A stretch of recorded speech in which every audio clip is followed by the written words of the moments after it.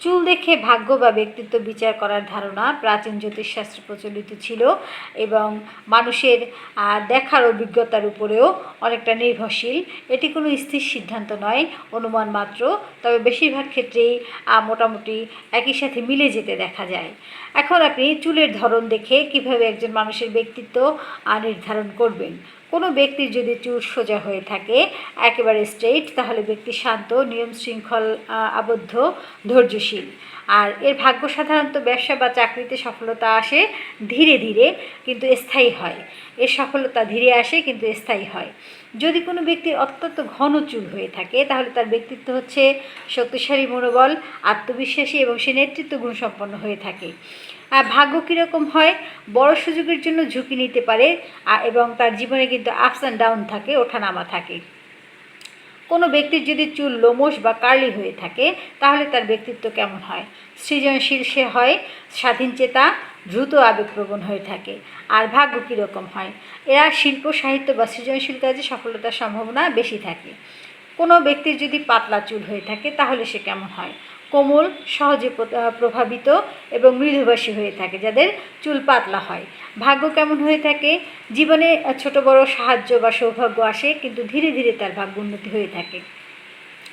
কালো বা গাঢ় চুল, অর্থাৎ কোনো ব্যক্তির চুল যদি অত্যন্ত কালো হয়ে থাকে চোখে পড়ার মতো, তাহলে তার ব্যক্তিত্ব কেমন হয়? সে হয় ধীরচেতা, পরিশ্রমী এবং একনিষ্ঠ। কঠোর পরিশ্রমের মাধ্যমে তার সাফল্য আসে, কিন্তু সাফল্য খুব সহজে আসে না। হালকা বা সোনালি চুল, কখনো কখনো দেখবেন কারো একটু সোনালি রঙের চুল হয়ে থাকে, তার ব্যক্তিত্ব কেমন হয়? তিনি হন বন্ধুত্বপূর্ণ, মৃদু, আনন্দপ্রিয়। ভাগ্য কীরকম হয়? সামাজিকভাবে পরিচিত ও সমর্থন পাওয়া তার জন্য একটু সহজ হয়ে থাকে, অর্থাৎ সে খুব মিশুক প্রকৃতির মানুষ হয়ে থাকে। লম্বা চুল, যাদের অনেক লম্বা চুল থাকে তাদের ব্যক্তিত্ব কেমন হয়? ধৈর্যশীল হয় এরা, কল্পনা শক্তি অত্যন্ত ভালো থাকে এবং পরিবারকে খুব পছন্দ করে, পরিবার প্রিয় হয়ে থাকে। ভাগ্য কেমন হয়?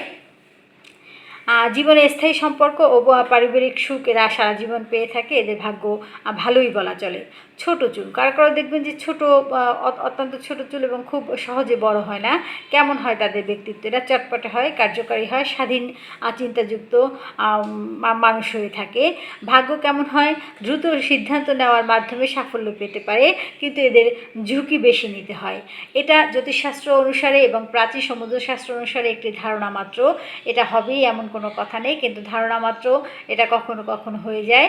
আপনি আপনার নিজের চুল বিশ্লেষণ করে সেই অনুসারে যদি আপনি নিজের সাথে মিলিয়ে আপনি মিল লক্ষ্য করেন, তাহলে এবং যদি মনে করেন যে আপনার সফলতা দেরিতে আসবে, তাহলে আপনার ধৈর্য শক্তি আপনি বাড়িয়ে নিতে পারেন। ধন্যবাদ সকলকে, সবাই ভালো থাকবেন, দেখা হবে পরের ভিডিওতে।